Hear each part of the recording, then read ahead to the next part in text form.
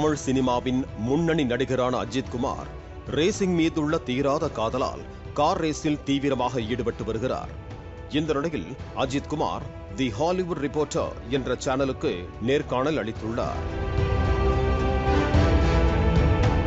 அப்போது கரூர் கூட்ட நெரிசல் குறித்து கருத்து தெரிவித்த அவர், சினிமாக்காரர்களுக்கு மட்டும்தான் கூட்டம் கூடுவது போலவும் அதில் மிகப்பெரிய துயரச் சம்பவம் நடைபெறுவது போலவும் பிம்பம் உருவாக்கப்படுவதாகவும், தமிழகத்தில் பல இடங்களில் கூட்ட நெரிசல்களால் துயரச் சம்பவங்கள் நடைபெறுவதாகவும் தெரிவித்தார்.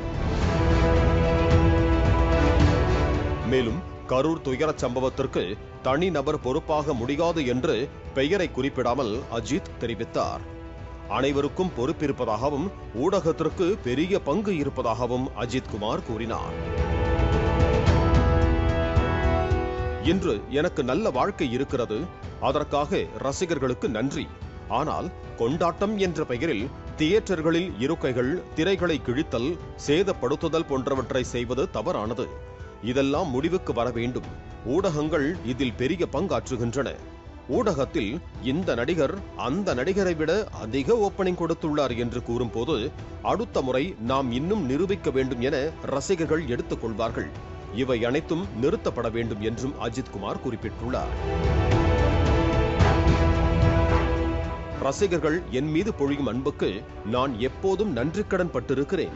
ஆனால் அதே அன்பு காரணமாகத்தான் நான் குடும்பத்துடன் வெளியில் செல்வதில்லை.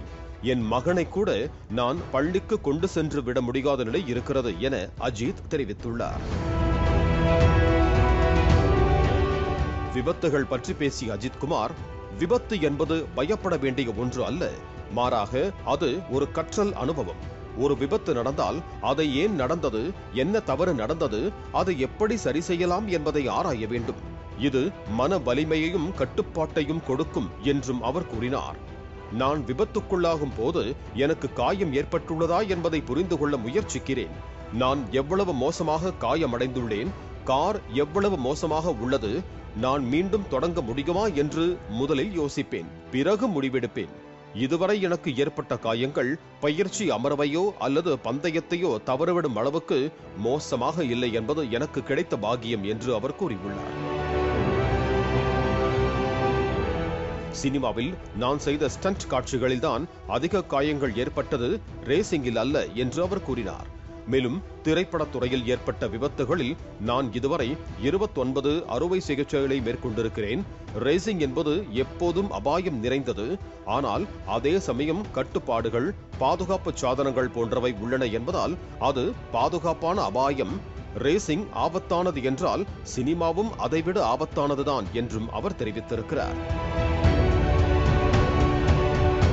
எனக்கு நீடிக்கும் கவலை ஒன்று உண்டு. உங்கள் குடும்பத்திற்காக நீங்கள் கவலைப்படுகிறீர்கள். அவர்களை இவ்வளவு மன அழுத்தத்திற்கு உள்ளாக்குவது என் தரப்பில் நியாயமல்ல என்றும் அவர் அறிவுரை வழங்கினார். பாலிமர் செய்திகளுக்காக செய்தியாளர் யுவராஜ். பிளே ஸ்டோர் மற்றும் ஆப் ஸ்டோரில் இருந்து பாலிமர் செயலியை QR கோடு மூலம் பதிவிறக்கம் செய்யுங்கள். செய்திகளை உடனுக்குடன் பெறுங்கள்.